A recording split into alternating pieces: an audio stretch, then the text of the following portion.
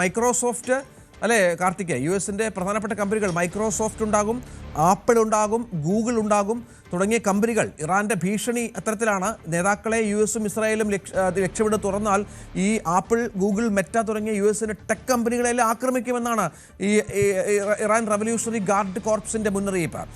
ഇറാനിലെ ഓരോ വധത്തിനും പകരമായാണ് ഈ കമ്പനികൾ അവരുടെ ഓരോ യൂണിറ്റുകളുടെയും നാശം പ്രതീക്ഷിക്കണമെന്ന് പറയുന്നത്.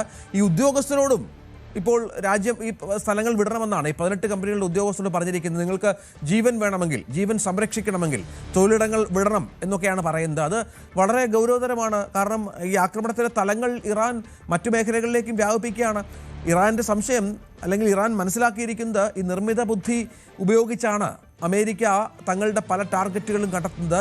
അതിന് ഈ കമ്പനികൾ വലിയ പങ്ക് വഹിക്കുന്നു എന്നുള്ളതാണ്. കാർത്തിക്, തീർച്ചയായിട്ടും ആയത്തുള്ള അലി ഖമനയെ കൊലപ്പെടുത്തുന്നതിലടക്കം നിർണായകമായത് അവിടുത്തെ ട്രാഫിക് ക്യാമറകൾ ഹാക്ക് ചെയ്തുകൊണ്ടുള്ള AI സാങ്കേതിക വിദ്യ ഉപയോഗിച്ചുകൊണ്ടുള്ള സൈനിക നീക്കങ്ങളായിരുന്നു എന്ന റിപ്പോർട്ടുകൾ പുറത്തു വന്നിരുന്നു.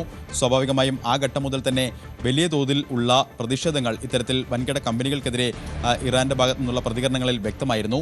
ഏറ്റവും ഒടുവിൽ പുറത്തു വന്ന പ്രതികരണങ്ങൾ അനുസരിച്ച് ഗൂഗിൾ, മെറ്റ, അതോടൊപ്പം തന്നെ ആപ്പിൾ അടക്കമുള്ള വൻകിട കമ്പനികൾ ലക്ഷ്യമാക്കിയുള്ള ആക്രമണങ്ങൾ ഉണ്ടാകും എന്ന മുന്നറിയിപ്പാണ് നൽകുന്നത്.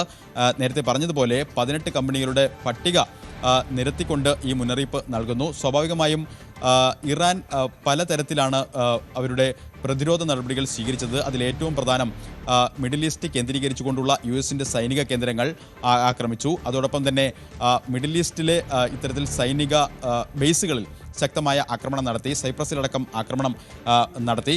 അങ്ങനെ അപ്രതീക്ഷിതമായ നീക്കങ്ങളാണ് ഈ യുദ്ധത്തിൻ്റെ, കഴിഞ്ഞ ഒരു മാസം നീണ്ട യുദ്ധത്തിൻ്റെ പല ഘട്ടങ്ങളിലും ഇറാൻ സ്വീകരിച്ചത്. അതിൽ ഏറ്റവും ഒടുവിലാണ് ഇത്തരത്തിലൊരു ഭീഷണി എന്നത് ഏറ്റവും ശ്രദ്ധേയമാണ്. അത് ഏറെ ഗൗരവമുള്ളതുമാണ്.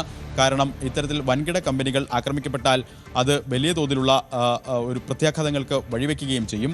സ്വാഭാവികമായും ഇൻ്റർനെറ്റ് ഹാക്കിംഗ് അടക്കമുള്ള കാര്യങ്ങളിൽ നേരത്തെ ഇറാനിൽ ആഭ്യന്തര കലാപം നടക്കുമ്പോൾ സമാന്തരമായി ഇലോൺ മസ്കിൻ്റെ സഹായത്തോടു കൂടി സമാന്തര ഇൻ്റർനെറ്റ് സംവിധാനം അടക്കം അവിടെ നൽകിയ തരത്തിൽ റിപ്പോർട്ടുകൾ പുറത്തു വന്നിരുന്നു.